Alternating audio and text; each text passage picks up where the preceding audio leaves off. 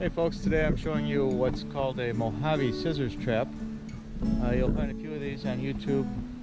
What they don't always show is sort of the last step, and that is to sort of build a fence around the trap mechanism so that the prey goes into the designated opening. So I'll show you the whole trap here and how it works, and then let you watch me build the fence around it. So the main business end of the trap here is this set of sticks that crosses over thusly, and this is the scissors for which the trap is named.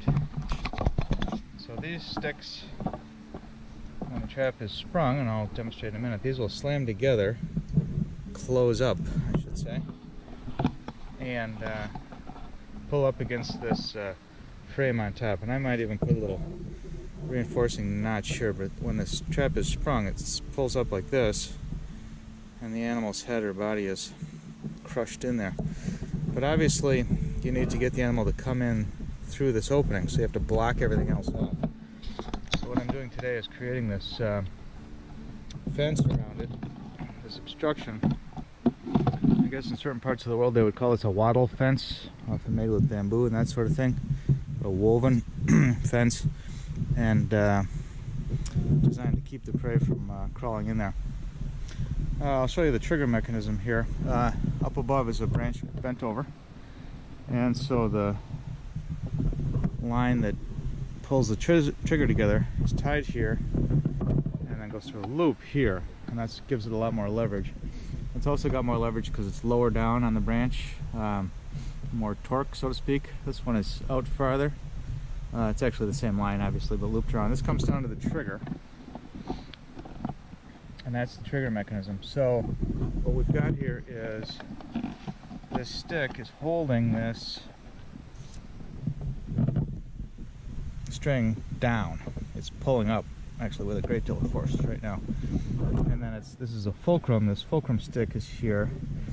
And in a wide shot, you'll see I've actually scratched a cinder block that I found lying around here in the woods to kind of hold this down. This board is over the top because this is actually pulling out of the ground. The ideal way to do it would be to use, for your fulcrum here, instead of pounding a stick into the ground, use something that's an existing root or something.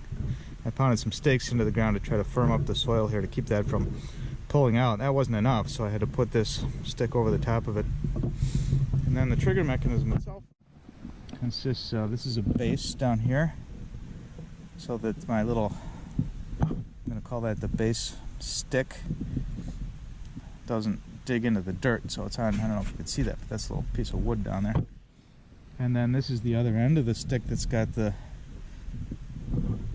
rope around it on the other side of the fulcrum, and that's the trigger stick, and it's all sort of balanced there. So when this is disturbed, it should release this lever that'll sort of fall apart and fall down. It'll release that string that lets that overhead branch snap back up, and that pulls up on this.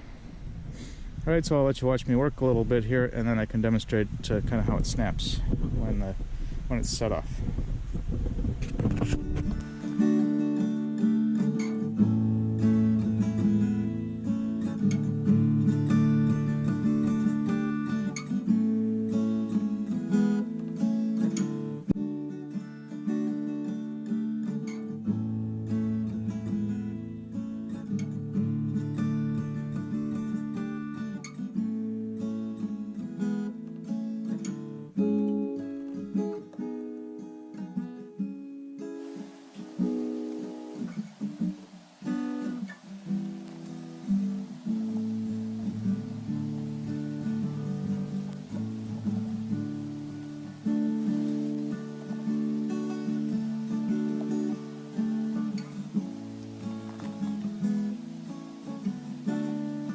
While we're at it, I can show you how the trap is set. Maybe down. Plenty of force on that baby.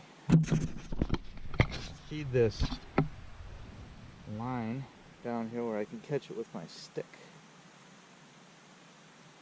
And I'm going to hold that with my hand. So this is loose now, the V. And this goes on the base. And I could just leave it like that, except there's no trigger. So what we do, and you really need 3 hands for this, is pull up on this and then feed the trigger stick in between there. You got to think about where the bait is relative to where the animal's head is going to be, and then adjust this base stick accordingly. Yeah, not bad, right? We got her.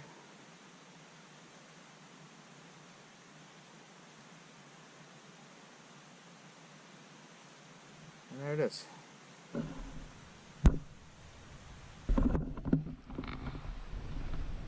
Again, the line here goes from one side of the scissors through a loop on the other side and then up to the tree branch.